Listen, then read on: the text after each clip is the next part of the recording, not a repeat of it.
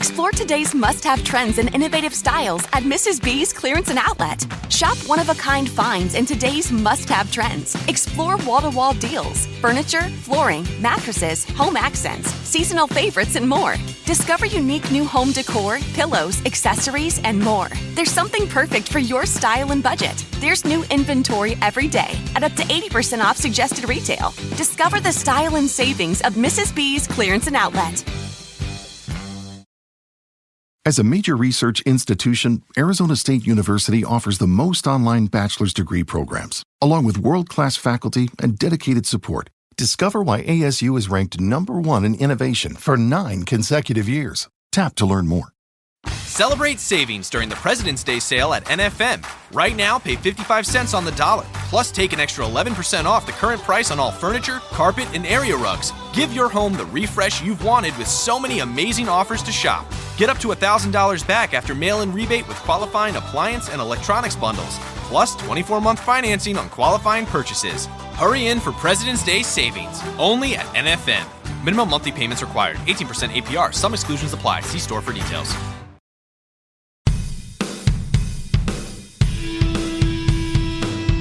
How's it going, and welcome to episode 148 of On the Wire. Proud member of the Pitcher List Podcast Network.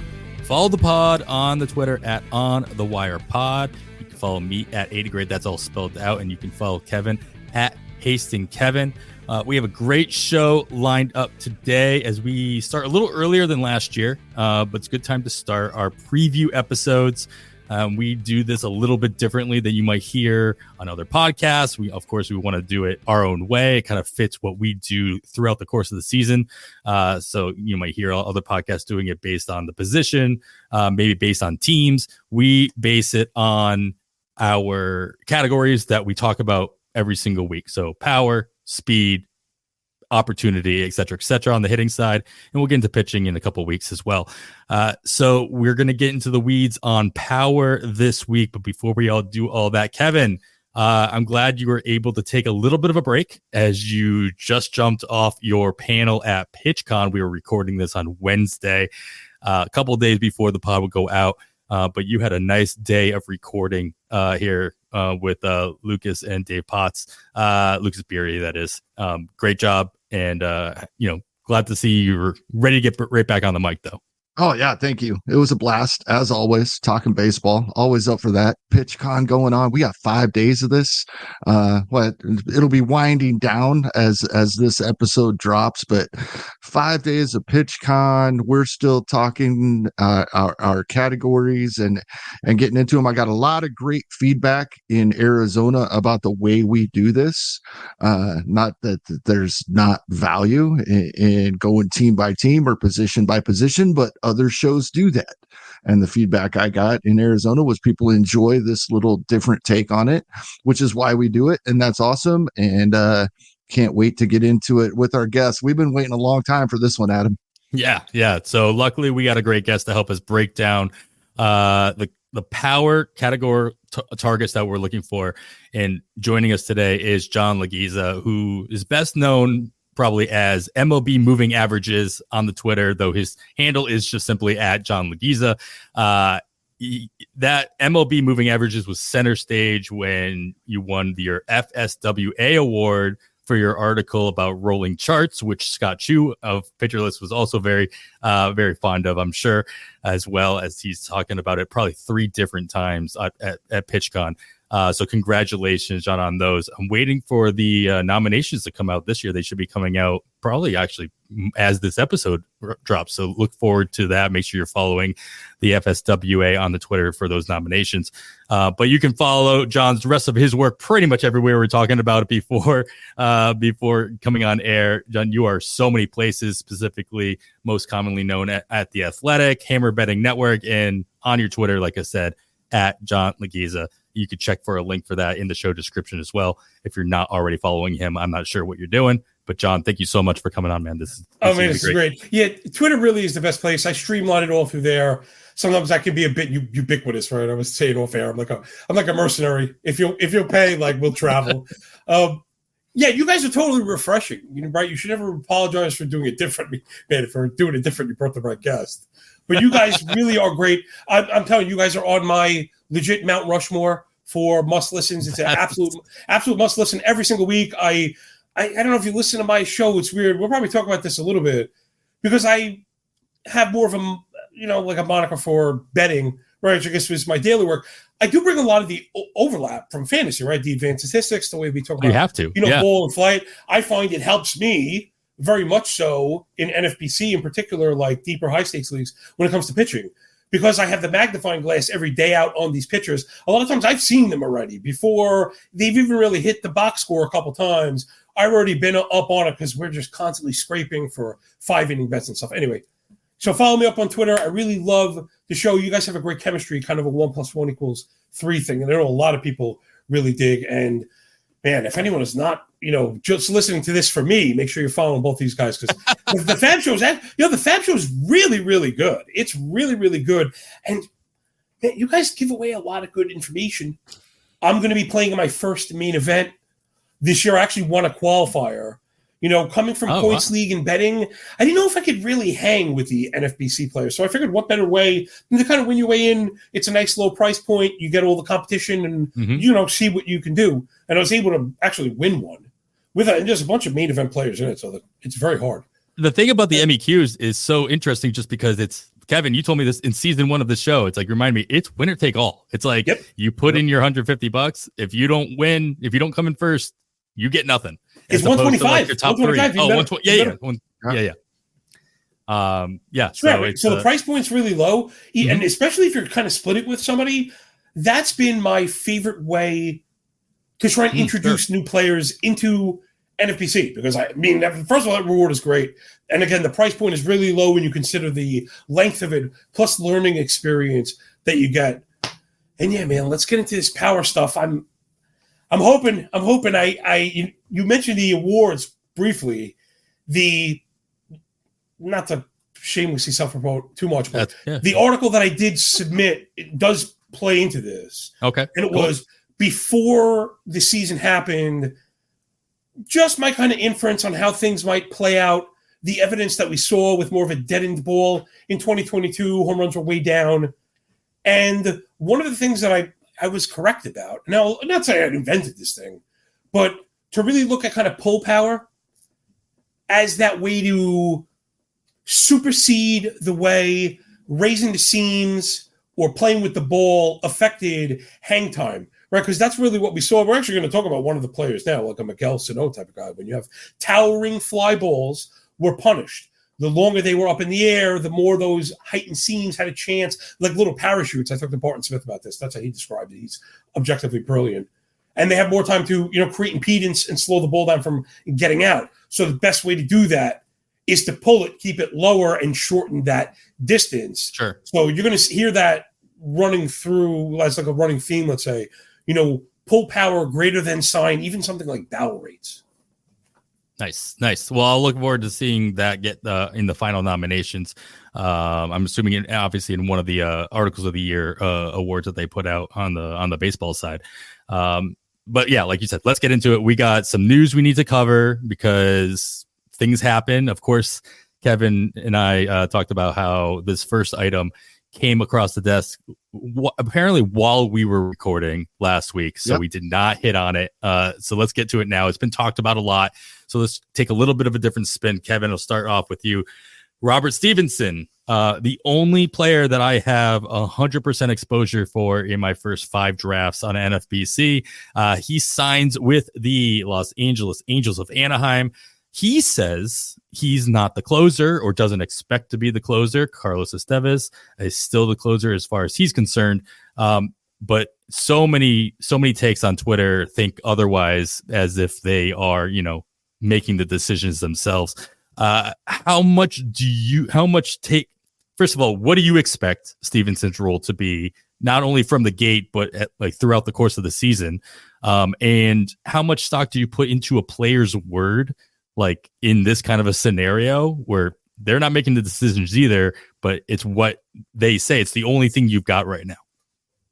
Yeah, I think Stevenson is the closer, and maybe opening weekend, if the Angels have a lead, they send Estevez out there. I could see that absolutely, but his Estevez's underlying numbers weren't great last year. He was awesome for fantasy, for the saves he provided. Those that got him late reap the rewards. And this is a term I don't like to throw around lightly, but he won people leagues because if that was their weakness, was saves, and he was somebody they took a shot on, they got what they needed from him. But the underlying numbers weren't as great as what he was doing. The K percentage, amazing.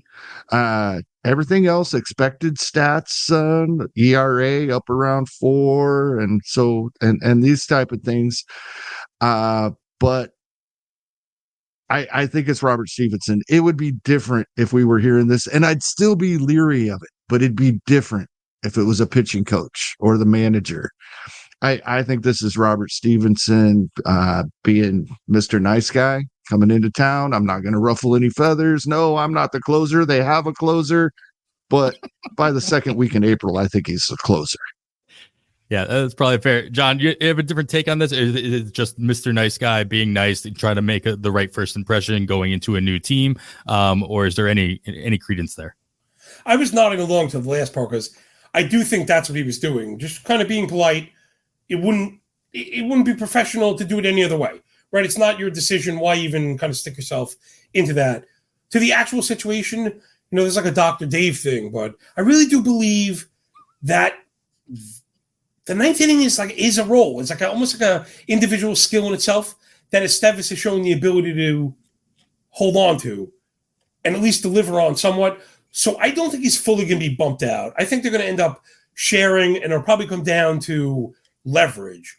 I think in a higher leverage spot, 7 or 8, it's easier to go to Stevenson, whose numbers are just absolutely insane. You have a 30% K minus BB, has 3 different pitches that have a 40% whiff rate, kind of cartoonish, some of his stuff. So you're not going to Estevez in those really rough spots. That's not his style, right? The strikeouts are not necessarily there. The swing and miss, induction is not really there. So I think in a kind of a standard game, yeah, maybe Stevenson will slam the door.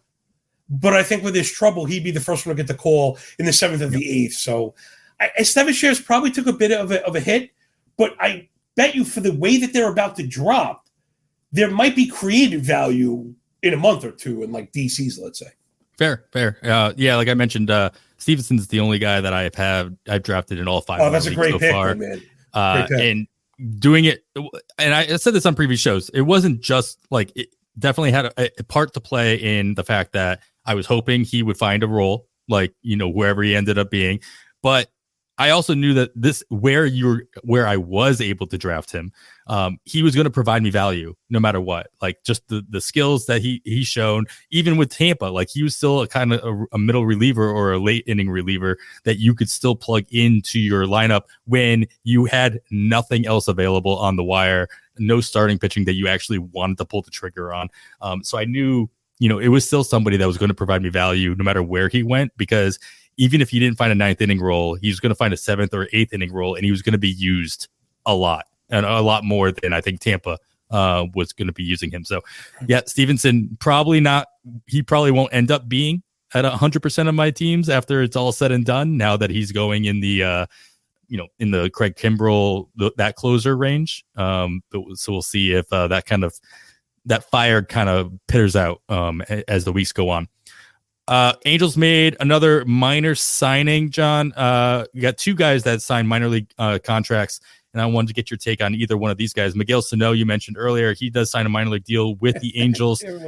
Trey Mancini signs a minor league deal of his own as well with Miami. Both are invited to spring training. They're both going to fight for a spot on the major league roster. In your opinion, which one of these guys actually makes enough of a dent in spring training to make their major league roster and then possibly make a dent on fantasy radars? Man, tricky question, because I think Mancini's the better player with more hurdles in this way than Sano, who I think is the decidedly worse baseball player, but just being on the Angels opens the pathway to playing time almost more than anybody. So I just had a couple of quick notes, a couple of things that surprised me. Miguel Sano's only 30 years old. I thought he was a lot older than that. So my first thought was, let's not throw the baby out with the bathwater, but it is a 234 career batting average. He does have a 35 home run career 600 plate appearance pace. I know that's a mouthful, but it's something I use in my rankings that helps me. It's almost like, right, we use Steamer 600 to level projections to an even playing field.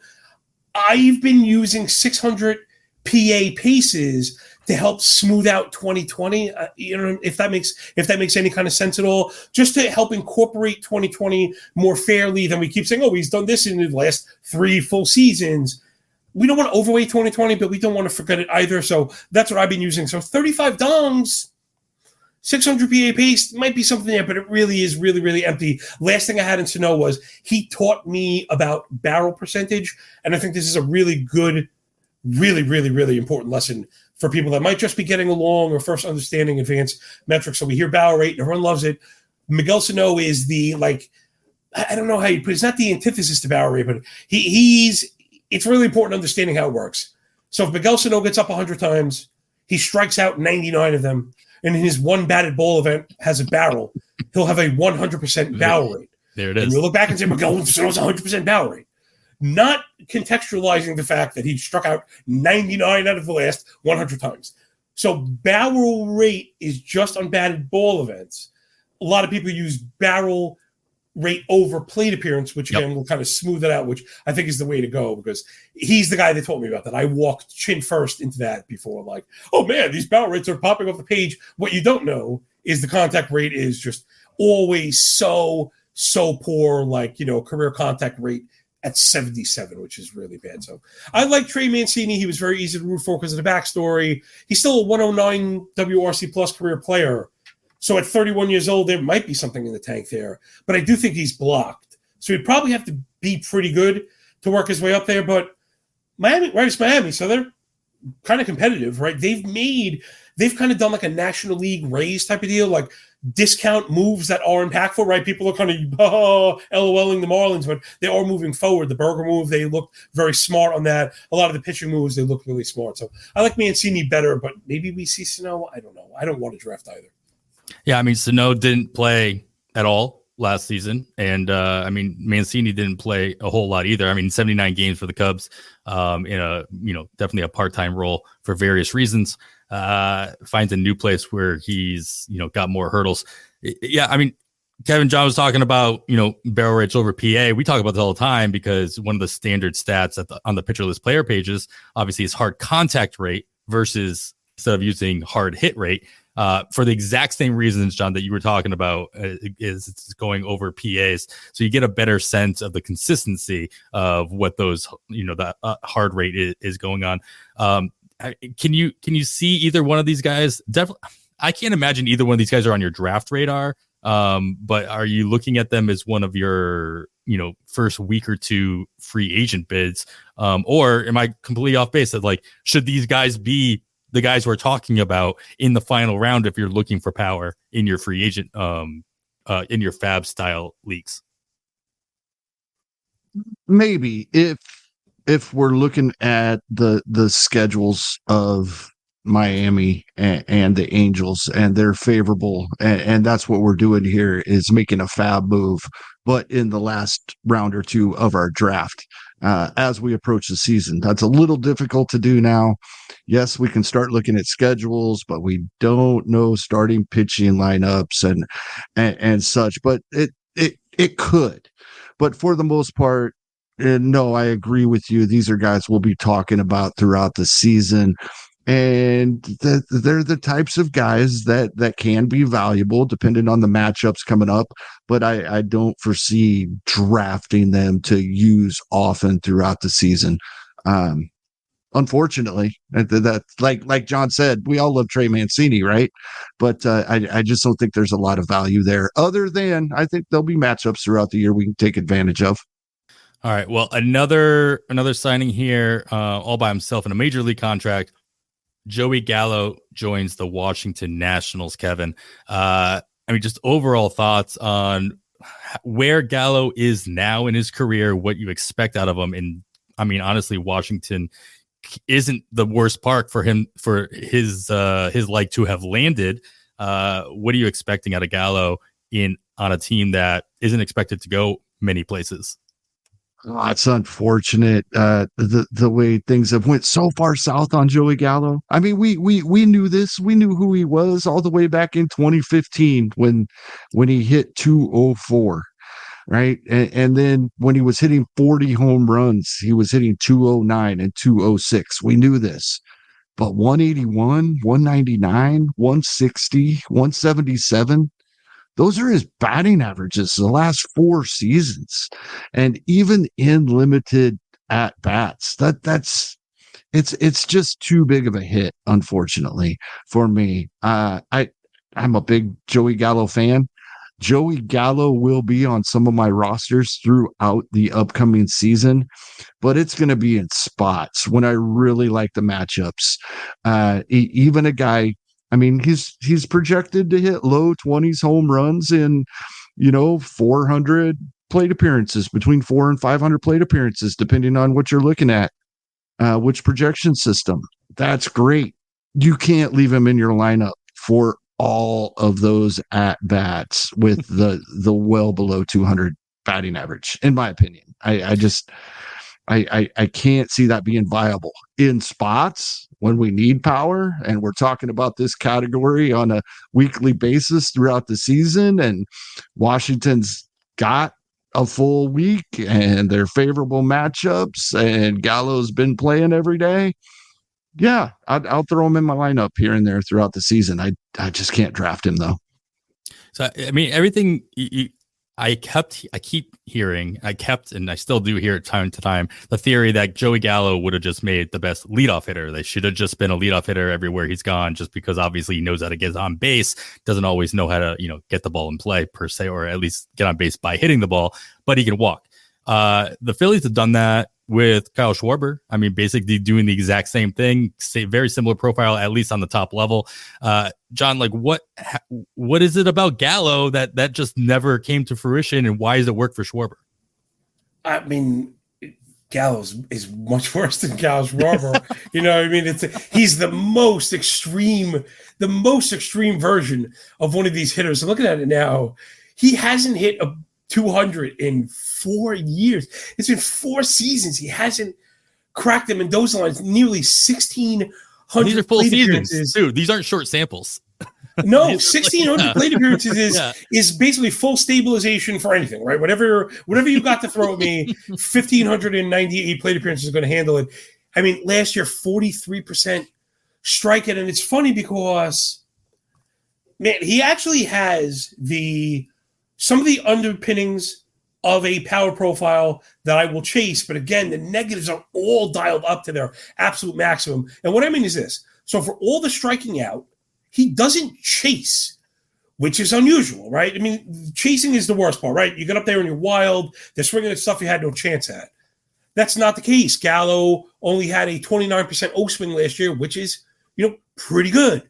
His zone swing is actually good too. Up near 74% is pretty darn aggressive, which is what you want him doing, even if he's going to have the huge 19% swing and miss, which again is just so absurd. It's so absurdly bad. Like those hitters, the strike rate instead of 43, you could stomach it if it's 32.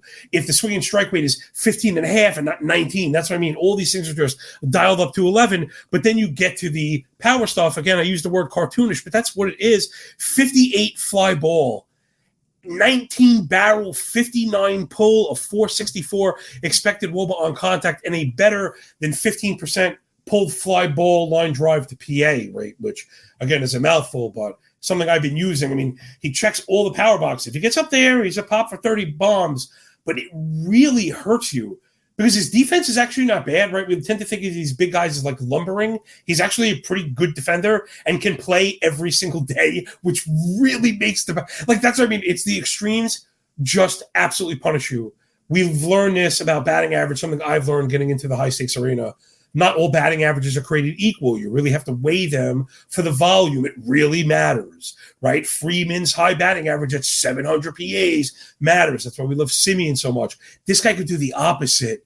And so if you get 700 PAs of 200 from Gallo, you need 700 PAs of 400 to get a 300 hitter. Like, no, man, it's just not going to happen. It's not worth it. I think you nailed it. You might get Thursday through Sunday streaming opportunities where he's a pop to hit literally 5 home runs on any hot weekend, but you could have to eat, a 0.75 batting average. So, yeah. Fair enough. All right. We got a couple more news items to get to. We are going to take a quick break and we'll get right to it. Explore today's must-have trends and innovative styles at Mrs. B's Clearance and Outlet. Shop one-of-a-kind finds in today's must-have trends. Explore wall-to-wall deals, furniture, flooring, mattresses, home accents, seasonal favorites, and more. Discover unique new home decor, pillows, accessories, and more. There's something perfect for your style and budget. There's new inventory every day at up to 80% off suggested retail. Discover the style and savings of Mrs. B's Clearance and Outlet. Celebrate savings during the President's Day sale at NFM. Right now, pay 55 cents on the dollar. Plus, take an extra 11% off the current price on all furniture, carpet, and area rugs. Give your home the refresh you've wanted with so many amazing offers to shop. Get up to $1,000 back after mail-in rebate with qualifying appliance and electronics bundles. Plus, 24-month financing on qualifying purchases. Hurry in for President's Day savings. Only at NFM. Minimum monthly payments required. 18% APR. Some exclusions apply. See store for details. When it comes to teaching kids and teens about money, practice makes perfect. That's where Greenlight comes in. With a debit card and money app of their own, kids learn to earn, save, spend wisely, and invest. Parents send instant money transfers, create custom chores, and automate allowance, while kids track their spending, set savings goals, and practice money skills they can use today and for life. Get 1 month free when you sign up at greenlight.com/podcast. All right, John, stop me if you've heard this before, but the Dodgers signed another player this offseason of note. James Paxton is the newest player to sign a contract with the Dodgers. Obviously, Paxton has his own long-standing history with injuries, with, whatever. Can the Dodgers, by way of possibly Dodgeritis, as we call it, by giving him extra rest, maybe breaks between starts or whatever, can they keep him healthy all season to make him valuable, or does that make him less valuable in a fantasy realm, knowing that you're never going to get possibly never get a 2-start week out of him? You'd rather know he was going on the IL so you could feel more comfortable dropping him. What's your take on Paxton in LA? I think as far as usage goes, I think that's how it will play out.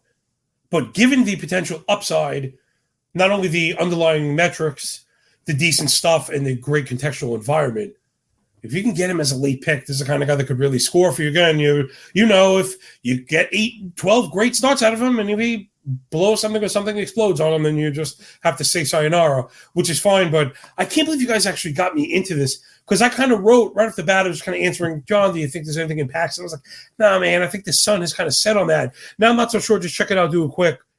So last year, a 3.82 expected ERA, 24.5 K to only 8 walk, 13 swing and strike, 28 whiff, 43 ground ball, 300 xWOBA. Again, we do a lot of the handicapping stuff. I like to use bins so we don't overweigh a single stat.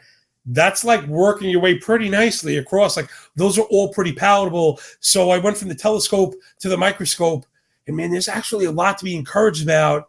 Check it out. So you figure it's probably at 40% of his arsenal when you add it all together, all the off-speed stuff. So the curve, the cutter, and the changeup. Check this out. Were phenomenal, right? So downright phenomenal stuff last year. Between those 3 pitchers, so again, 42% use figure.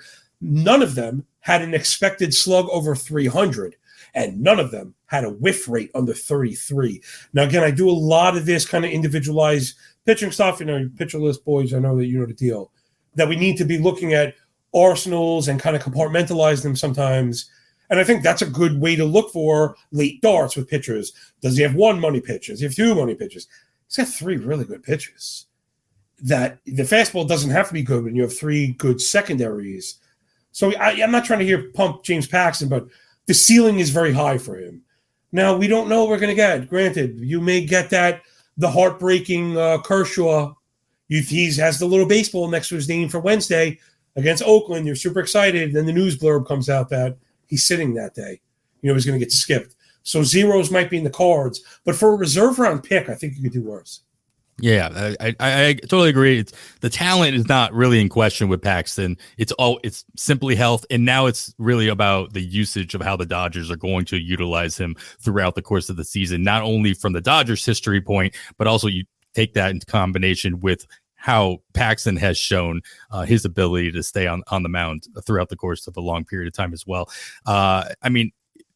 Kevin, same question really when it comes down to it. Is the fact that he's on the Dodgers a good thing or a bad thing? Like, obviously they're a good team. He's going to when he's on the mound, he's going to put himself in a position to win games. We're always chasing wins in that scenario. He's probably going to do well, but is the volume the potential lack of volume enough of a deterrent? I don't think so. And if you asked me this question about 5 different pitchers, I'd probably have 5 different answers. But I think this is a good thing in James Paxton's case. Being monitored, limiting his innings on a per start basis and then a per week basis or length between starts basis, I think is a good thing. The only time he's been bad in his entire career is when he's been hurt. It's funny, you look up his season logs and everything looks wonderful except for 2020 and 2021, and that was less than 22 innings combined in those 2 seasons. Right? We didn't see him in 2022. We saw him come back last year, give us almost 100 innings. A 4.5 ERA is not spectacular, but I don't know if we could have expected any more from him. So I like the fact that the projections are giving him a nice bump in innings over the 96 he got in 2023 and some improvement pretty much across the board of what he did in now his second and possibly first full season back from basically a 3-season long injury, right? So, yeah, like John said, where he's being drafted, this could be a very helpful player on our teams. Yeah, ADP in the 9 OCs or online championships that have completed. Those are those 12 teamers on NFBC at 346. His min was just set recently at 286. But in general, this news has not, maybe it hasn't had enough time to like really bake in there to make a dent in his ADP. But a couple picks already are right around there as well. So it's not really impacting where you're getting them. So you're still getting them, post 300 in most situations currently. All right. Kevin, we got another signing. Kind of scratched a lot of heads after seeing this, especially in the Pitcherless Discord. We got a lot of people questioning why this thing, but then we realized what happened. Aroldis Chapman, he signs a 1-year deal with the Pittsburgh Pirates, and it's pretty obvious, I think, on the surface that the Pittsburgh Pirates and any other team noticed what the return was for him in Kansas City, and Pittsburgh Pirates are now looking for their version of Cole Reagans at the deadline.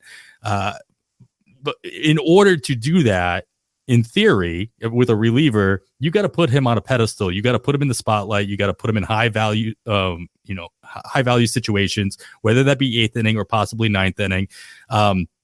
Are the Pirates going to do that, Kevin, with Chapman, and in turn eat away at Bednar's value at the end of games, depending on how many games the Pirates actually, how many wins the Pirates put together? No, I think this is, as long as he performs, this works out exactly like they're planning. It doesn't have to be the ninth inning that he's throwing. It wasn't in Kansas City. It was the fact that he was going out there in the 7th and 8th inning and throwing his 104 miles per hour that we'd seen in the past, and it had gone away. We see that again, and they'll get a return. It might not be Cole Reagans. I think the Royals are very fortunate for as well as Cole Reagans has worked out.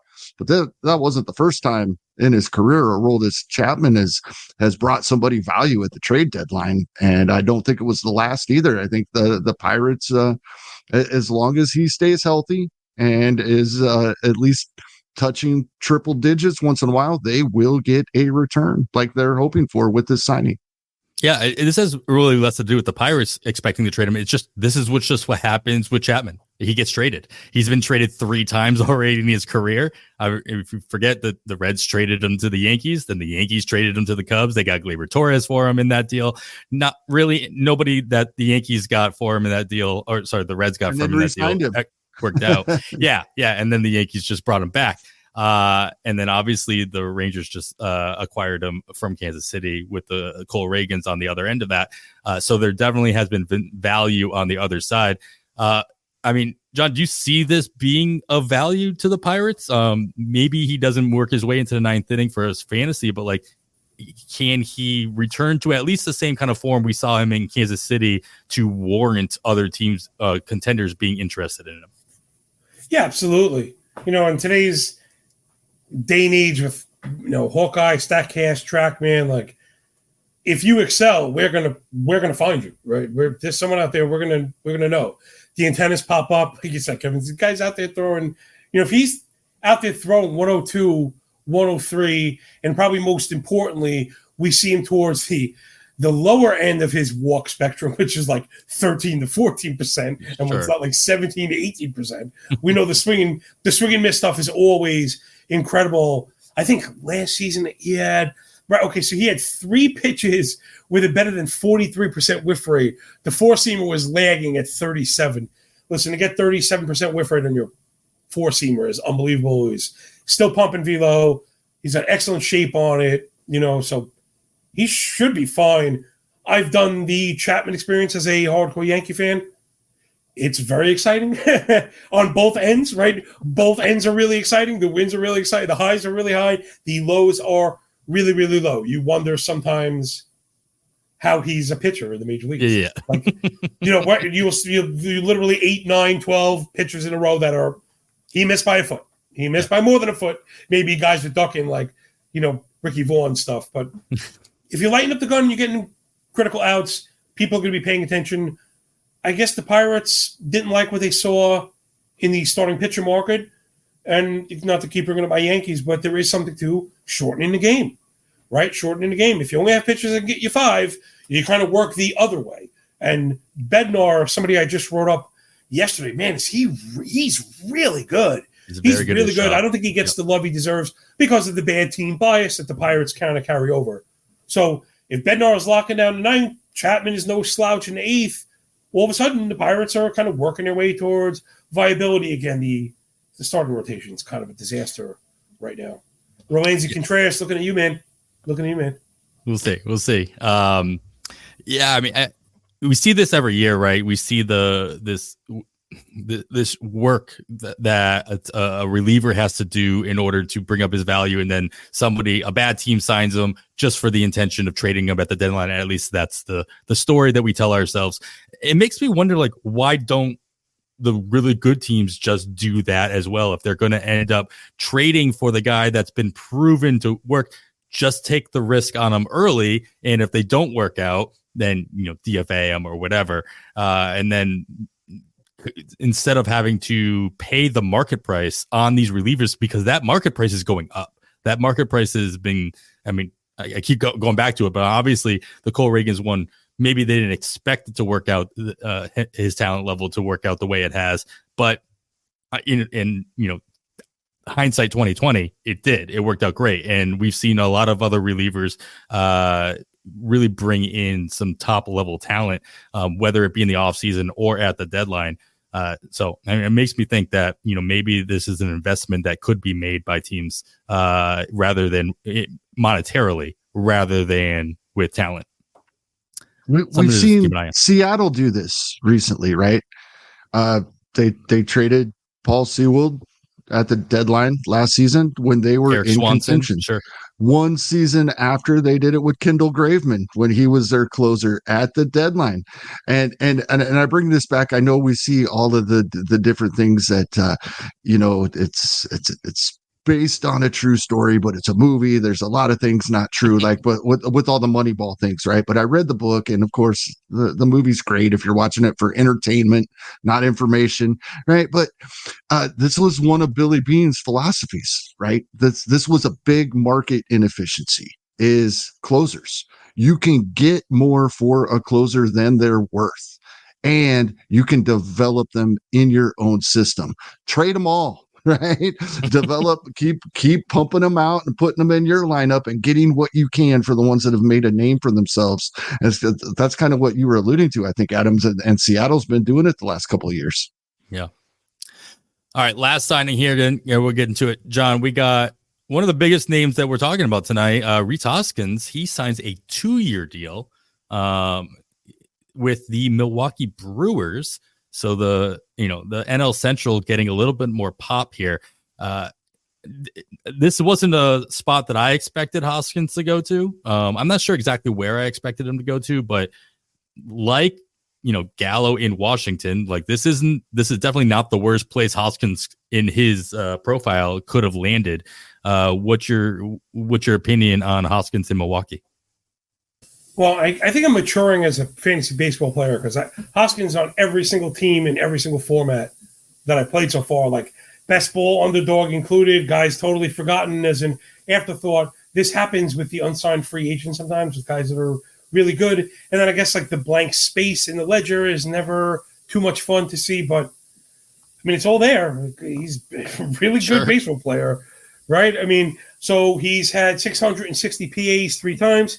He's hit 27 home runs 4 times, career 13% walk, 353 OBP, 12% barrel, 126 WRC plus. I was mentioning the 600 PA paces. So for a career, 242, 82 runs, 84 ribs, 31 homers, and 3 steals. Milwaukee has a 109 home run park factor for righties above average. So I think he's going to be fine. That's not terrible. I think the value is probably gone, right? And was that was kind of the thesis of the case was I'm going to draft Rhys Hoskins before people realize that he's a baseball player still. And now that they know when he's going to Milwaukee, he probably jumps 50 picks now or 80 picks. Like that's just how these things happen. We were talking about Stevenson earlier. I mean, he jumped like 200 picks overnight. It just happened, right? It just happens, right? The players then become part of the consciousness, right? Part of the vernacular, and that's it. So I don't want to say it's the end of my drafting Hoskins, but I don't want to reach for him, but that's a good spot, right? He's going to play every day, right? He's going to get all the playing time he can handle. And again, a positive environment. I'd love to see him against those Cardinal lefties. I think the wheels are pointing up for him. Yeah. At ADP in those OCs at 204, we talk about this all the time, whether he got signed in a good park, bad park, doesn't matter. The fact that he got signed, that's going to bring his ADP up, even in the short term. Right now, he's being in for first baseman. He's being sandwiched between Isaac Paredes and Nathaniel Lau. I was hoping for Colorado, man. Right? Well, yeah, you always hope the CJ Cron effect. Yep. Remember, I think we all remember when CJ Cron signed, and all of a sudden he got the Stevenson effect. He went up 200 picks just because of the place he signed. I'll do one worse. I was drafting Daniel Murphy. Remember that one? Oh, of course. Yeah. He's gonna hit 400 there, right? He was. Yeah. Wait, he did, right? I will just don't answer. Yeah. Don't look it up. Yeah, it definitely happened. But yeah, Kevin, is this not to mention the fact that John, you alluded to it, like not having anything on the ledger, like not playing. So he's, you got the zeros across the board. Was this literally just an afterthought? Should he have been going higher than 200 regardless of where he was going to go? And are you in at, what will end up being the new price? I'm assuming you got to put him at least closer to the Yandy Diaz range. We're talking ADP of 122 for Diaz at the moment. Over under on Diaz when it comes to Hoskins. Ooh, on whether I'd take him there or whether he's going to go that high. I'm going to say with you. I'm going to single you out. Yeah. So I love where he's been going, like John. Have him on multiple teams. Maybe not every team like John does. Wish I did. I mean, this is a great spot for him. And we've been naming some of these other first basemen going around that spot. And but we don't know, right? With a full season not playing, that's the question mark. So I'm not so sure he jumps that high, Adam. I'm looking at draft champions since the beginning of the month. So 24 days worth of those, he was going at about 209. So just a handful of spots later than the OCs you brought up.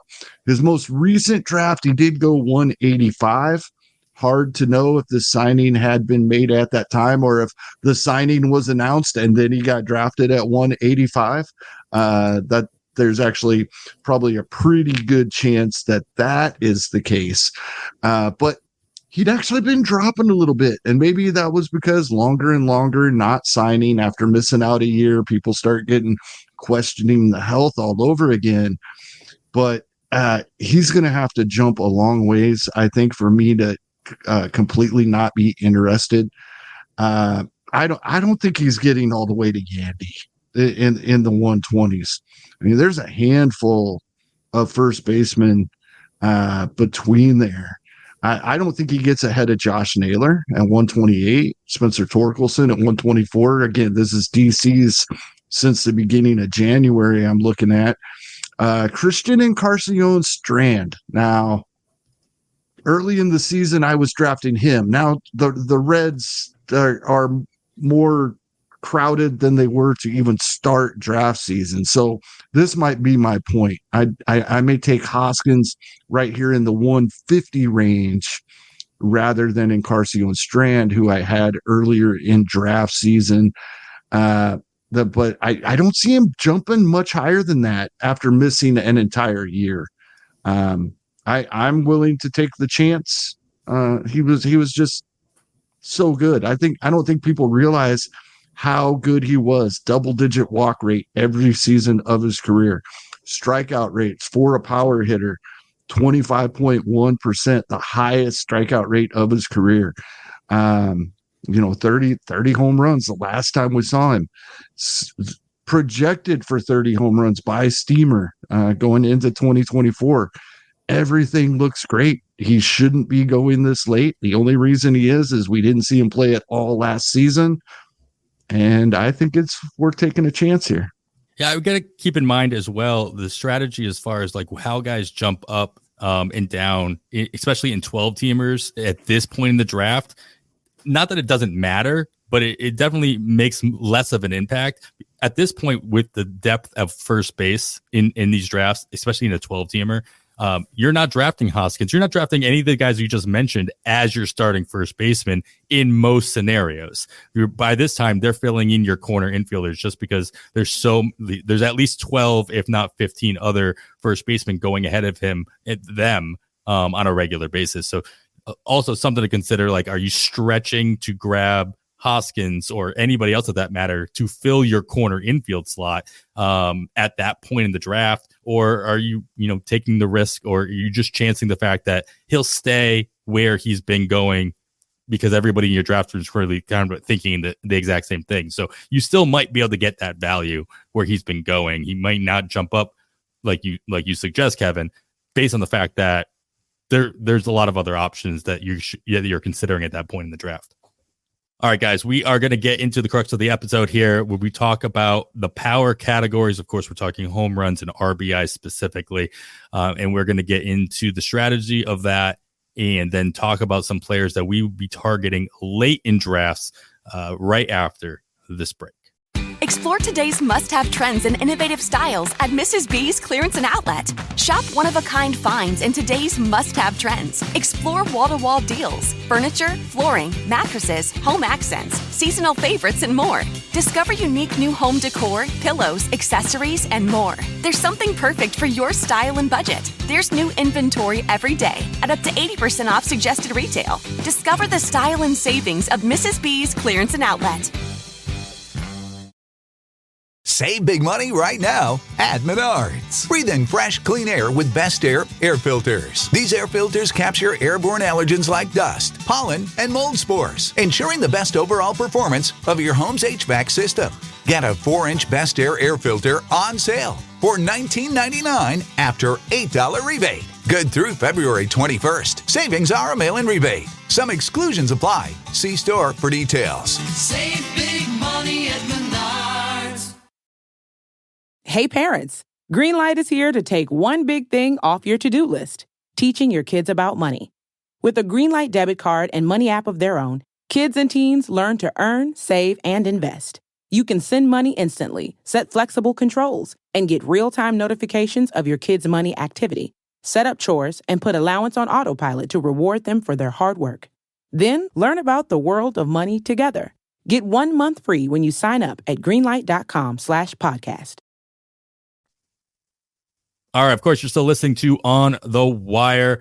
I am Adam Howe, joined as always by Kevin Hasting. And this week we are lucky enough to have John Laghezza with us to talk power. We are talking power, home runs, RBIs. And John, we gotta talk a little bit about strategy as we talk about how we're drafting for the category. Of course, there's a lot of different ways people draft. You draft by, position scarcity. You can think about, just how you want to build your team, but ultimately you're still trying to get in the top third or, top of 10 categories in a standard 5x5 league. So you have to be considering what the players are going to be presenting to you throughout the course of the season.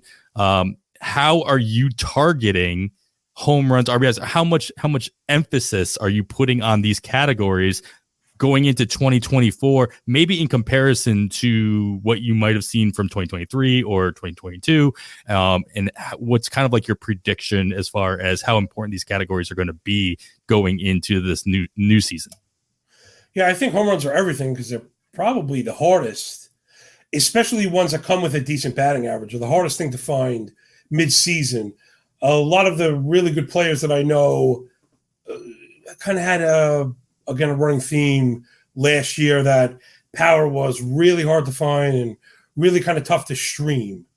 So you want to get it early and you want to get it with as quality a bat as possible. Again, you don't want to need 30 home runs that come with a 195 batting average over 600 plate appearances, which has then become a total boon. A lot of times the guys are on bad teams, so the counting stats are not even there. Right? Like Gallo or Sano, the kind of guys that hit 35 home runs is going to be 48 RBIs. You know what I mean? Like, I think Soto did that not long ago, right? But anyway, right? But the Soto with the wrapping up with the Nats, didn't he do something like that? Anyway, so you want it early, you want it often in a good environment and attached to batting average. I know it's not probably reinventing anything for anyone, but I think where it's changed for me is that dip that we mentioned in overall power. Now it bounced back a little bit. 5,868 home runs last year. That was pretty much back to the 2021 level of 59.44, so pretty much the same thing. But that was more than 2018, where we had 55.85, but way less than 2019, 67.76. There were 13% more home runs in 2019 and 2023. So I'm still looking at it as we're still off of the peak, right? We're coming off the peak, and I think we're coming off the bottom, which tells me that where we're at last year and now is probably what we want to expect.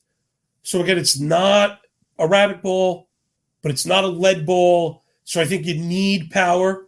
Again, it comes with average. And the way I'm getting to it, I alluded to it before, is I'm really stressing pulled, elevated, batted ball events. I think that's kind of the way to get there. And, for all the stats that we have, that's not one that's like really accessible. I put it on my sheet. I'm going to be printing it soon. I'll come out with all my stuff when I do my big hullabaloo. But I've noticed, gentlemen, that's answered some of my power questions. Like when you go, man, how did this guy came up with 15 home runs out of nowhere? Like some of the middle infielders, it's funny, that was a key to what ended up being big success because I won my way into the main event, was identifying power floors in middle infielders last year. That was like Tyro Estrada. Again, heavy pull, fly ball rate. So that kind of validated where some people said, I don't see it in the barrel rate. Barrel rate, we already mentioned, one way they could be misleading. Another way could be if you don't pull them, right? So you could be barreling the ball towards center field. Guys, I don't have the numbers on me, but we do know production on barrel has dropped year over year, which is why, the inimitable Alex Chamberlain gave us blast rate, right? Which makes sense. Blast, again, if anyone's unfamiliar, it simply put is the ideal subset of barrels, right? The barrel of barrels, the Cadillac of barrels, if you're from my neck of the woods. But the idea being, because we were seeing batting average, slugging, and the home run rates come down on barrels themselves, that not to say they're no longer desirable, but what Alex's inference was, and I think, listen, when he infers something, I basically am just, it's probably right, was we had raised seams and extra drag hurting balls that hung in the air. And basically what he was saying is balls that were on the upper spectrum of launch angle were probably erroneously binned as barrels looking back at like 2019 and 2020, right? That if we were to redo barrels, if it's to truly be considered ideal, that spray would probably be a little bit more narrow, because we know those balls that have whatever it is, a 30-degree launch angle, unless you get them at 108 or 110, they have like a 0 batting average, right? Because they don't do anything. They either go out or you're out, right? And very rarely do you get on with errors. You can't rely on that stuff. So, in 7 million words or less, power is really important, but I don't think it's as simple as just the most obvious stats, right? So I've been trying to not say pivot, but just maybe take a different perspective how to dissect where I'm looking for power. Yeah, I mean, I love the idea of like obviously looking at that, the pull rate and where they're getting their barrels, if they're pulling it or pushing the ball or what have you. And I've got to take the opportunity here to call back out our guest from last week, Kyle Bland, who's put together some great visuals that kind of show that. So if you're not, I mean, obviously you can look at numbers all day long, but if you are more of a visual learner, those data visualizations that he's put together, and so many, obviously, there's a whole lot of them that exist all over the place, especially embedded in different articles and what have you. But definitely take a look at what he's posted a bunch of them, especially when it comes to pull rates and where, like, what kind of balls are being pulled rather than just pull rates in general. Like, pull rates on the surface can be useful, but to your point, John, it really matters of what kind of ball they are hitting. We talk about this all the time with hard hit rates. Like, oh, well, if you're hitting the ball hard all the time, but you're hitting it into the ground, maybe not the best. Maybe it doesn't always equate to what we're looking for. Kevin, I mean, I was looking at our notes from last year, and really harkening on the fact that a lot of us were worried that we were going to see more of a dead ball going into 2024, or at least a ball that was going to be softened a little bit, just based on, things we had heard, obviously, whatever gate you want to call it from the year prior. Obviously, as John pointed out, the number of home runs that we saw didn't really happen. We didn't see 2019 rates, but obviously home runs were still a major factor. Are you concerned about that kind of a change going into 2024?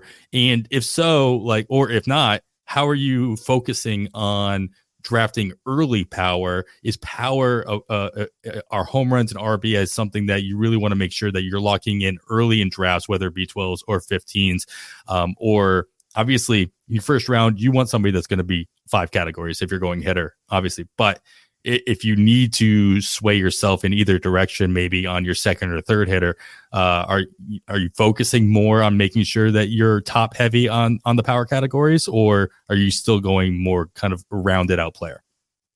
No, I don't think I'm like concentrating on power anymore than I have in the past. I know over the past couple of seasons, throughout the seasons, we've heard people talking about there not being as much power available on the wire as we're used to. I really thought that changed a little bit last season, and we did see more. And it's a lot of what John was talking about, pulled fly balls. And I think this is something we can actually look for ahead of time, right? It was, I'm pretty sure it was Tommy Pham he talked about last year, told him he knew he needed to pull the ball more. I think that's part of what we saw in the numbers in 2023. The players know that going oppo for a 340-foot home run, it isn't going to cut it like it did in 2019 and even 2021. And now they're emphasizing pulling fly balls, and the players are trying. And this is something that we can monitor. Like John loves his rolling charts. Scott Chu loves his rolling charts. You look at rolling charts and see players improving on pulling fly balls, then that's something that I'm going to pay more attention to. Somebody has a hot week, I'm going to think it's more than just a hot streak. This is the change. We always talk about that, right? If there's a concrete change a player has made when things are going right, then it means more to us. Yes, pulling fly balls is something I'm really looking for in 2024. Dude, that's a weekly column that just wrote itself. Hot week or hot streak? Is that a thing? Wait, you're branding. Sounds like it's going to be soon. Yeah, you're a branding wizard. That's freaking brilliant. Did you just come up with that? Can I do that? That was really sharp stuff. No, but it's true. I think the entire market is coming around to it. Like, and we'd like to hang our hats as, analysts and avid players to be first, right? I mean, if we're not first, we're probably doing something wrong, right? There's a lot of people that spend a lot less time on this, but I'm telling you, that really is, not to keep mentioning my own stuff. I hate doing this, but it was the truth. I wish I had it on hand. The percentage, that's the thing I meant to mention at the open is, it wasn't just like we know pull is great and it's anecdotal. The percentage of pulled home runs climbed throughout the overall decline, right? And that was one of the best kind of pieces of empirical evidence that I found, was just as a market share, they continue to increase. Now, some of that, remember, is like Kevin's saying, this is being identified, this is being worked on. This is a legitimate approach, which is why also when you fast forward to the people smarter than me have determined that it is a pretty sticky stat. So you want to be looking at this because, again, I mean, listen, guys talk about it directly. I mean, Bregman and Altuve, they talk, you just listen to them. They literally talk about it. No, wasn't interested in it. They'll even ask me, man, you took like a cold strike 3. It was a bit out of character. It was like it was out of half. And I can't pull that, So like they'll actually risk. So just let it go. Looking at the K because it's part of the approach. It's the trigger warning, right? When they see that ball coming in, they're getting ready to rip it. So yeah, pull for me, that is the best place to find power that maybe hasn't been, I don't want to say discovered yet, right? But it's a good place to look. No, I mean the success story from 2023 at what we're talking about looking at is Isaac Paredes, right? A lot of people were talking about the potential he had, and he had started to do it in 2022. He was in a horrible ballpark in Detroit for barrels, and a lot of people saw coming what we saw last season. Yep. I think we'll see more of that. It's funny you mentioned that again. That was I had a lot of hits because that worked. I'm actually going to mention somebody that is maybe as Isaac Paredes is, and I can't wait to get to when we get to the outfield. Nice. Well, one more thing. I really want to make sure that we're talking a little bit about how you guys are drafting it. Like, I understand what we're looking for now, and I appreciate that even more so. But I talked about this at just a second ago. Obviously, in your first round, and if this year more than almost any other year, if you're drafting a hitter in the first round, you're probably getting a 5 category guy, and there's like 1 or 2 exceptions to that rule. John, like how much power do you have to get out of somebody to ignore the fact that they're not giving you any speed?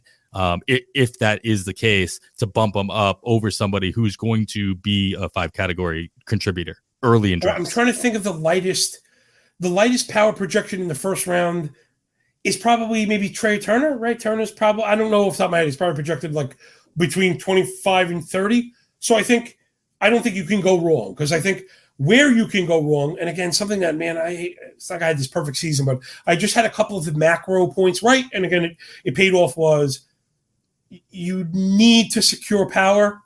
And one way to do that was almost to adopt my old speed strategy, which is no zeros allowed, right? So you had to avoid the speed only guys, which then meant, all right, I need to be stacking speed. But one of the other things I hit on with speed inference was I thought there might be guys that were really able to truly separate from the pack, that even if everybody moved up a few, there would be people that went off. And I kind of made the exception on the power for Nico Horner, which was a huge hit because he stole so many bases. But going into this year with his adjust, that was a price thing. His adjusted price, that's a player I'm going to be avoiding because I think those players are going to get you in trouble this year. I'm a little worried about C.J. Abrams also. Again, they are those kind of guys that can get you to 40 bags. But I feel like you're really losing out there because I don't think, especially in Horner's case, he might go under 10. I just did his write-up, and I'm under the projections. None of the underlying stuff matches, and I believe, man, I should be quoting blind, but I'm pretty sure he had a 100% home run to barrel rate. And, I mean, it's very hard to ask for that to repeat. Yeah. Right? I think he had 9 barrels and 9 homers, or it might have been 10 and 10. Either way, it's not very good. And if that runs to the standard, right back to the mean, that's 6 home runs. And that's not very good, right? That could get you. The poster child for right now this year going into 2024 draft, obviously, is Esteury Ruiz, who you expect to maybe hit 5 for home runs. Obviously, he's going to carry your team in stolen bases. We get that, but is that complete lack of power, Kevin? Like we talked about Ruiz a couple of episodes ago. ADP in these OCs at just under 100. So he's the top 100 player in most drafts. The total lack of power, regardless of how he could carry you in that one, maybe 2 other categories, worth considering, or are these rabbits completely off your board? I mean, Esteury Ruiz might have playing time concerns. So at the very least, I need batting average, which I don't know. Right, then you're just getting into this trouble. And then there's a separate strategic issue with if you have all your eggs in one steel basket and that goes south. If that guy goes south, there's no one there to pick up the pieces. Kevin, you feel any differently on that? Exactly.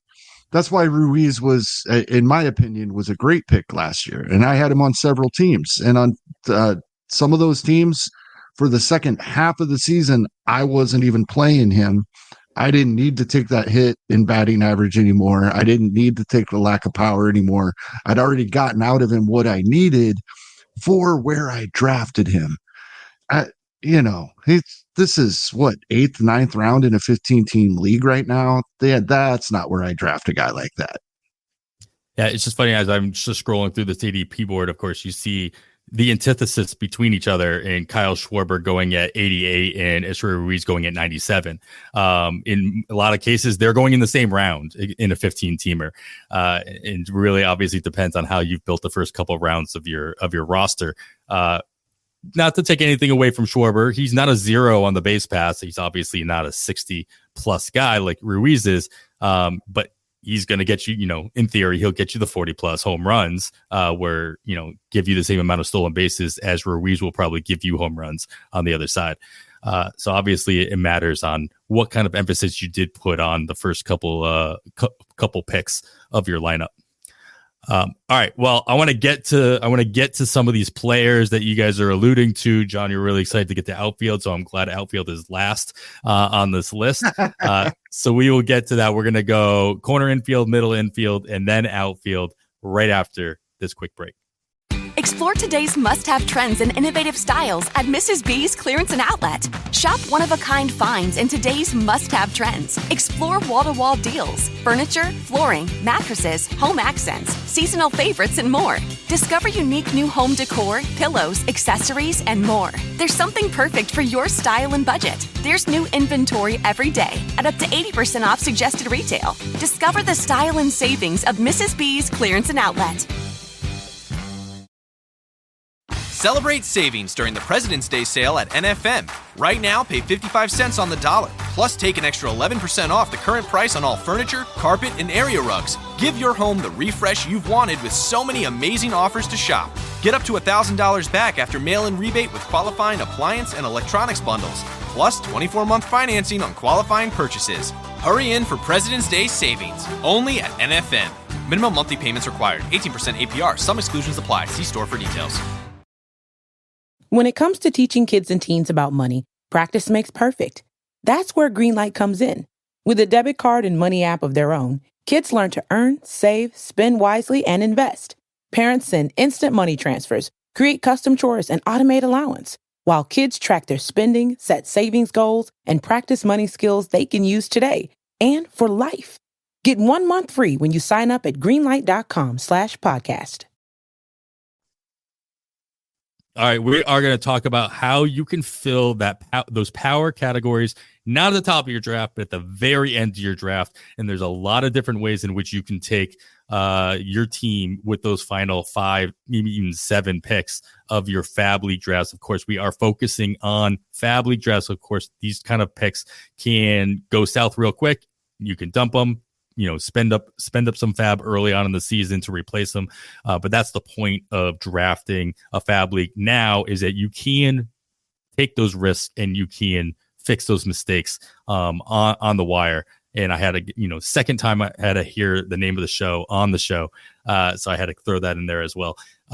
So the rules were pretty simple. I wanted you guys to take a look at ADP, preferably ADP of our online championships. There are 9 that have been completed so far. So when we're referencing ADP here, it's going to be a little bit off because not all these guys that you guys are going to mention have been drafted in all 9 picks. So for Kevin, your first one hasn't been drafted yet, if I'm not mistaken. So take any ADP numbers that we say with a grain of salt. And we're looking at players that at least have a calculated ADP of 325 or less. Again, this is a 12-team league, so these are guys that you can pretty much get in the final round or 2 of most of those drafts. And these are darts that you're throwing that can bring you power to your team if A, you feel like you didn't really build well enough in those categories throughout your draft, or you're just throwing dart and you want to see if something will hit, and that's the direction that you want to end up going. So, John, you're the guest. I'm going to let you start us off here in corner infield. So obviously there's got to be a player that's eligible at first base and or third base who can get you some power late in your draft. Yeah, give me Mariners first baseman last year, major disappointment, Ty France. Checks a lot of boxes. Again, the price is great. Steamer projects him for 259 and 18 homers. So if you're just looking for late power, Steamer thinks he's going to hit 18, which is pretty good. He's at ADP 341, if I didn't mention that. So he plays every single day, bats mostly in the top third. I have, he's got a very aggressive profile, 53% swing, 75 zone swing, which is really good. Paired with a, elite zone contact rate, it's often well above 90. So he's getting the stick on the ball, 113 max EV, the 43% pull. I mentioned he has a 15% pulled fly ball to line drive. That was last year. That's fantastic. He just did not convert, right? So he had 98 pulled fly ball line drives, which again is very good. He only had 7 home runs. So that's what 8% or whatever. The MLB average is probably a little bit over 17. So just simple math. You probably could have doubled that. It was 7.1% pull fly ball. He had 7. You probably should have had at least another 7. And if he didn't hit 12, he hit 19. He definitely wouldn't be going and pick 325. So just like simple regression, he could run back the same season that we kind of held our nose to. And I think there's a 20 homer bat there. Little disappointing in just some of the degradation, right? Once you're getting 2-3 years ago, even though he's only 29, he's not old.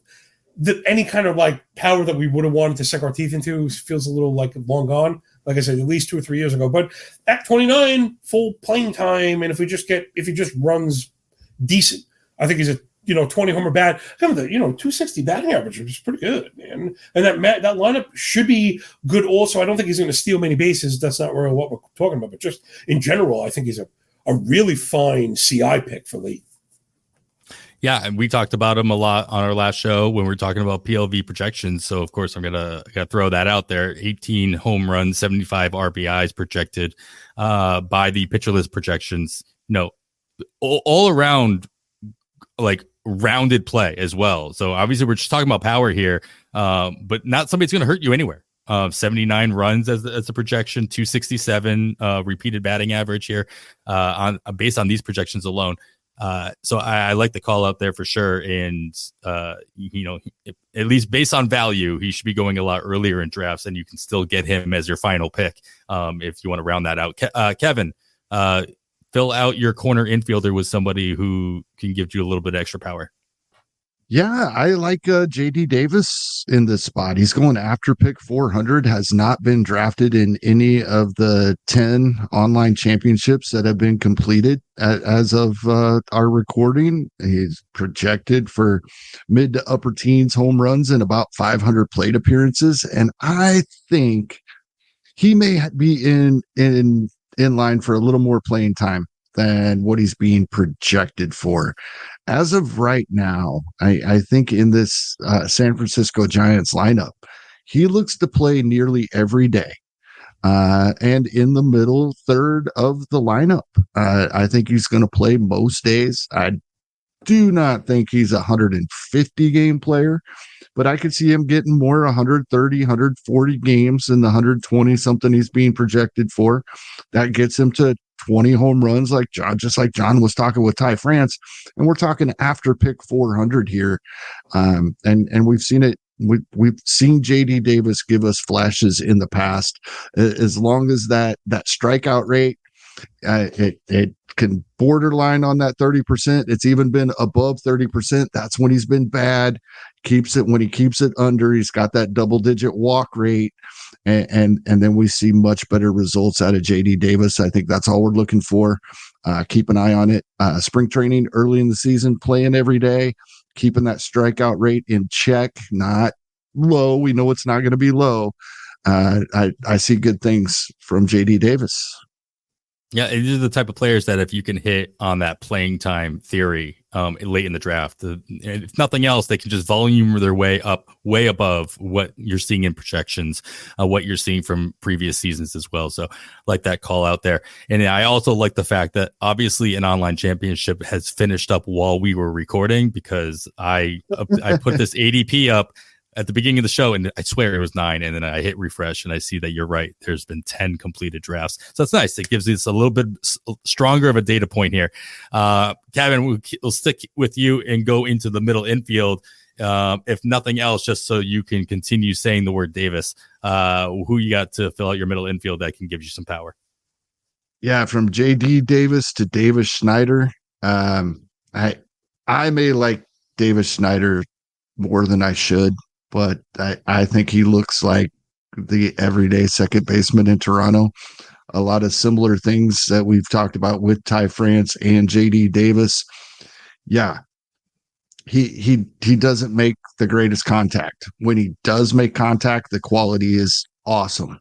So once again, well after pick 400, now that there has been these 10 online championships drafted, he's only been picked in one of them. So he is going to be available, whether you're looking at him because you like their schedule and matchups for the first couple of weeks of the season, or whether you like him to keep an eye on for when the schedule is more favorable. He's probably going to be available. He's going to be out there. These are the kinds of players I love. Guys I know are going to be sitting there waiting for me when I need them. And I like I said, I probably like Davis Schneider a little more than I should. I'm probably higher on him than most, but I think he's in for close to everyday playing time. I think that might be true at the beginning of the season. I do worry about the fact that, the Blue Jays have some young guys coming up that could easily fill in that second base hole if Schneider does, show that very strict platoon splits that obviously he became almost quite famous for when he got called up last year. So as a late draft pick for your early parts of your season, I like this a lot. I obviously I'm not as confident that he'll stick in that position throughout the course of the season, but that's not what these picks are for. These picks are literally fab picks, before fab actually starts, unless you really hit gold and you can run away with it.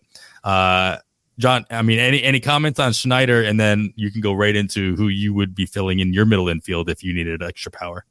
Yep, Schneider, freakish pull profile, man. Again, if I'm gonna talk it, I want to live it. So if I was digging deep, I mean, there's a lot to like. Again, it's a very flawed disciplinary profile. One thing that's a little bit interesting about Schneider compared to the other players we were mentioning before, right? So he is not aggressive.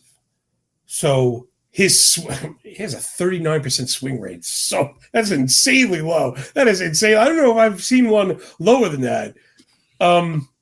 So a lot of times, maybe you say to yourself, wow, if he was just a touch more aggressive, he's only 24, right? So the zone contact was still obviously very weak in the low 70s. But when you see the really low zone swing at 68 and the low swing rate, this chance is even more like, and again, if we're just talking about like guys that could run hot in Fab or DC and hit 6 home runs in a week or, 13 over the course of a month, he's definitely that kind of guy. I'm a little bit more excited about that than my middle infielder. I wish I had thought of David Schneider. I did not. There is not a lot of power late.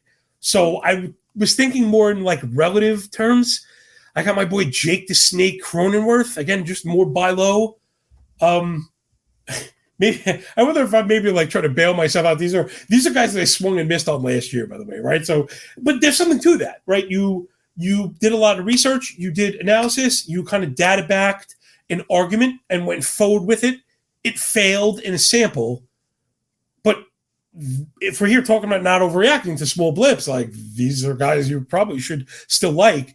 So yeah, Cronenworth is a little bit to like. Steamer projects 15 home runs. His career pace, 600 PA pace, actually is 15 home runs. Not bad. 77, 67, 15, and 5 with a 250 BA. I mean, if this guy plays every day, it's not bad from a second baseman. Again, there's not really like a lot of hulking power, but he's going to play every day. He's generally bat 5'6". That may move up without Soto, of course. The disciplinary profile is fantastic, and he also has a pretty healthy pulled fly ball rate. His pulled fly ball line drive was 12.5, which again is above average, and he did not convert. Again, running theme. A lot of these guys actually he had 66 pulled fly ball line drives. He only had 9 home runs, but that was 9 of his 10 home runs. So that's how he gets to his power. He didn't run hot on those events. That doesn't mean it won't happen next time. So again, it does not make this guy, right? We're not getting 40 dongs from Cronenworth, but I think the 600 PA pace being in line with the projections, being in line with the underlying stuff, makes me feel like that's right where I'm at. So I think you're going to get 15 and 5 from Cronenworth. But he doesn't have the a full season of Schneider. Like realistically, Schneider could hit like 35 dongs. Like that's what's in there. You need a lot to go right, but that's what's in there. That's not in the Cronenworth box. You don't get that at second base. You don't get that in the middle infield. Yeah, and definitely not late. Obviously, there's a couple shortstops that could fit the bill there, but early on in drafts, but definitely not late here. I had to look it up after you talked about his his swing rate. If you're part of PL Pro and you have all access to all the PLV charts and different apps, is it just a giant stop sign? Do you just God, it was just a blinking red light. Pretty much the entire time he was up, it was the bottom 10th percent in aggressiveness. But his decision value was top notch. Like when he was swinging, he was making all the right decisions on when to swing, because we talked about it earlier. Like Altuve would say like, oh, I was outside of the plate, I can't pull, I can't do anything. So he's deciding not to swing, right? These are the decisions that go into, can I actually do something with this pitch? Even though it was a good pitch, it was a strike, it was a strikeout. Like I know if I did something with it, I might do more harm than good. And Schneider's in that category right now, or at least he was last season, where if he's swinging the ball, it's probably for a good reason. And he's going to do something with it. It's just, not doing much of that when he's not making those kind of decisions very often. Now, Drake Cronenworth on the opposite end, in the second half of the season was extremely aggressive. And he was making all the wrong decisions.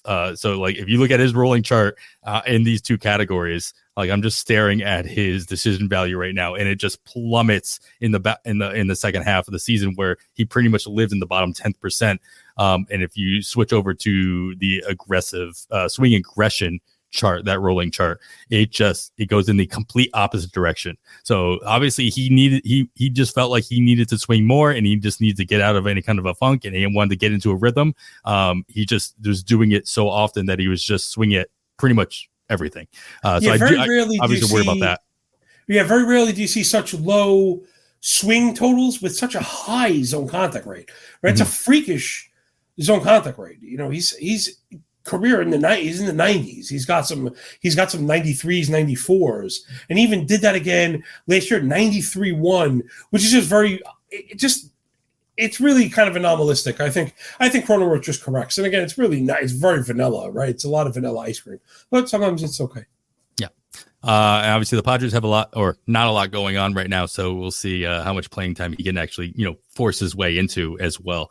All right. Well, without further ado, I won't push it all the way to the end, John. I'll let you start us off here in the outfield. How are you filling your power with your outfield position late in draft? This is cool. We're going to tie in a few of the running themes from today, including the word running theme. So it's pull power and an unsigned free agent. And we're talking about free agent god, Adam Duvall, just pulled batted ball god. So he hurt himself during a diving catch. Or actually, I had to copy and paste this one. He fractured his distal radius bone, whatever that is, in his left wrist. But it cost him like 2 months. We know that can sometimes sap his power. But he had just to get this right, a 46 home run pace for 600 PAs, mind you. Also last year, which again, not a lot of people can do even in small samples. Again, you don't have to squint to see the power. We go back 5 seasons. It's a 14% barrel rate, plus 50% hard hit, plus 50% pull.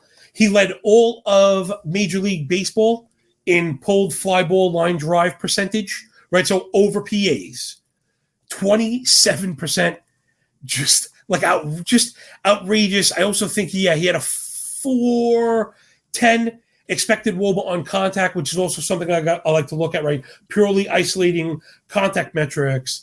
Again, you're going to get a bit of a flawed disciplinary profile. Yeah, I think that's kind of baked into the cake at this point. He chases a bit too much. The contact's a little bit low. But when he catches it, he lifts it, he pulls it, and he takes it out. Duvall, I've heard the Angels and the Red Sox are sniffing around. I loved him in Fenway. He looked very happy and comfortable hitting there. So, yeah, give me Duvall.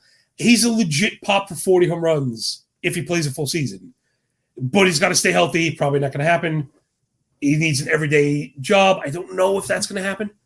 But at the cost, which is probably pretty late, I think you got at least a streaming play on our hands, right? Or a guy in DCs that maybe for 2 weeks, 3 weeks, 4 weeks, but now that can go in the middle of summer, man. You're just looking for anybody. And hey, man, you catch a heater from this guy. He's not just anyone. He can help to really carry. So yeah, give me Duvall. I think once he signs, he probably is another one of those guys that moves up, 50 picks or so. Yeah, picked in 3 of these last 10 or the only 10 online championships, ADP then calculated out at 354. He's at a 501 max. Yeah. It's pretty high. Yeah, that's overall obviously 501. That's going to be in one of your DCs. But you're still getting him in the final rounds of your 12 teamers. That's to say, don't you love those kind of play guys? I think I've heard you guys talk about that. And it's really what sharp players do, in particular NFBC deep league, short bench.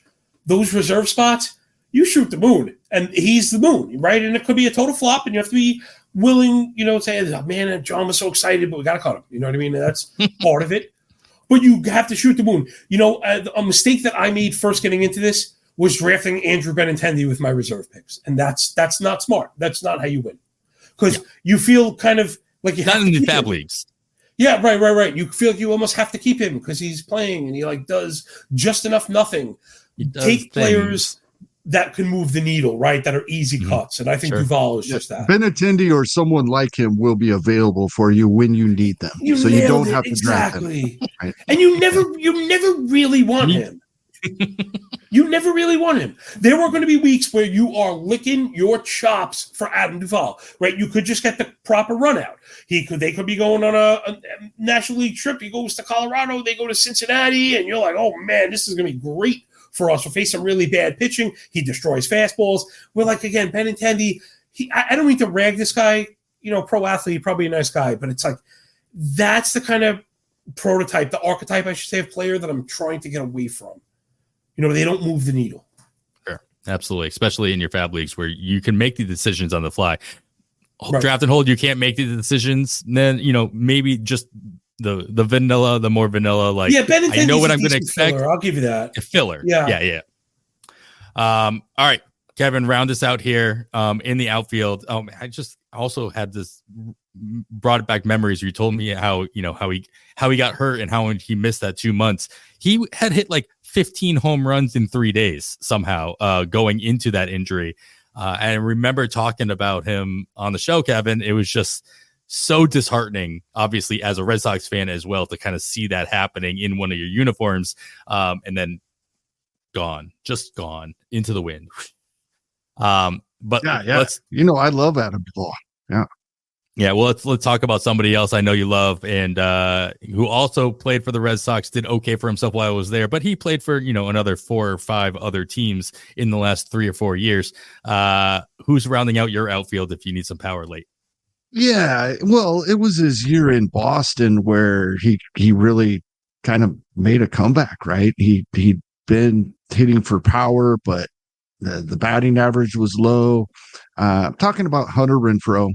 We've talked a lot about Hunter Renfroe this offseason, so I'm not going to dive too deep into it. However, this is a guy close to everyday playing time. Is it completely every day? No. Is he their everyday, big air quotes, right fielder? Yes.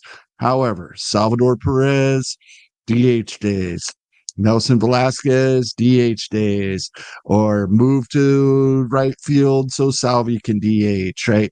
It's not going to be a full everyday role. However, it's more than the 408 plate appearances Steamer had projected. It's probably more than the 475 that ATC has. Now that we have ATC projections, I think we're probably looking at 500 plus plate appearances, definitely looking at 20 plus home runs. He's only been drafted in 4 of the 10 online championships, so he's going to be out there and available for us. Another guy with a decent walk rate. Now he's not at the double digit % walk rate like the other guys we've been bringing up, but he's low 20s strikeout rate, so even better there. I think we see the bounce back, and that's what I've been saying every time he's come up in the offseason. The 255 and 259 batting averages we saw in 22 and 21, I think we rebound to that. Projections agree. They all have him projected right around 250 rather than the 233 he hit last year. And last year, in 140 games, 20 home runs, 233 batting average is a disappointment. But what are we talking about here? What are we so upset about for a guy we can get this late? A guy that's not even drafted in a majority of 12-team leagues. I think this is somebody that I'm not just keeping an eye on. He's a guy I draft at the end of drafts and hope to be useful throughout the season for me. I can't imagine that we don't see Renfroe playing every day, like even with the situation that they have in Kansas Sorry City. to cut you off. Who do you think gets bumped? Because I'm thinking what a lot of people have, but I've had some deep-rooted issues trying to figure out the Royals outfield, playing time. I was one of the was it Oliveras, the guy going up and down every week? Yeah, that was me. Highway named after him. Yeah, I've been the Kyle Isbell guy at least a dozen times. I've done the Drew Waters thing, the water dance. I've done that water dance at least a dozen times. Someone's going to get bumped. Listen, Jason Martinez does yeoman's work. I often joke that he's the most powerful man in fantasy baseball. Right, one change impacts the entire drafting landscape. I don't care what anybody says. So He has Waters on the outside looking in. Do you think? I'm afraid Renfroe just ends up in this I don't know that obviously he's going to play against every lefty, but is he going to see all the tough righties? Is Isbell or Waters going to end up on the outside? Those guys are good defenders. Renfroe's got a gun for an arm. I'm not sure how great he is otherwise. I'm gonna state the obvious here, Kevin. I want you to chime in here, obviously as the Royals guy here. But all the names, John, that you just mentioned, these were all prospects coming up. They were all rookies. They all had options. They all had a situation where they could be manipulated in that way. Renfroe coming in as the veteran on a contract, That's the difference maker for me from an outsider perspective. And Renfro's played every day, everywhere. He's, pretty much all the places that he's played, and he's played at a lot of different places. So that's how I see Renfro's role going in. Kevin, talk John off the ledge here, or talk me into where I should be thinking as far as the Royals outfield situation goes. No, from everything I've gathered, what the Royals as an organization they want Kyle Isbell to be the everyday center fielder. I mean, he doesn't have to be amazing on offense, but he does have to hold his own, but they want him in center field on a daily basis. They firmly believe MJ Melendez, that the second half, as the ball started falling, he was hitting the ball hard all year, things started falling. They think Melendez is going to break out and is the left fielder. They really like Dairon Blanco as a defensive replacement and the utility outfielder. Drew Waters, I don't think is on this roster on opening day. I think he gets sent down or is traded some way, somehow, as crazy as that sounds, because I'm one of the people that still thinks Drew Waters has some potential there. They want Hunter Renfroe to be the everyday right fielder. They want Nelson Velasquez to be their primary designated hitter. Of course, Salvador Perez, wanting him in the lineup on some days at his age, not going to catch nearly as often as he used to.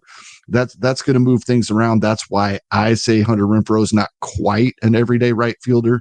But if things are going well for Kansas City and the way that the organization believes they're going to go, then Hunter Renfroe is the close to everyday right fielder. Yes. Plus an injury here or there when he's playing every day. Yeah. Yeah. Obviously, a lot of things can go right or wrong depending on your point of view. Yeah. All right. Well, there's a couple options out there at the end of your drafts for power if you're trying to fill that out. John, thank you so much for taking the time, the extra time. I know it took us a little bit to get you on the show, a couple, months, if that. So I appreciate we finally got to make this work. It was a pleasure.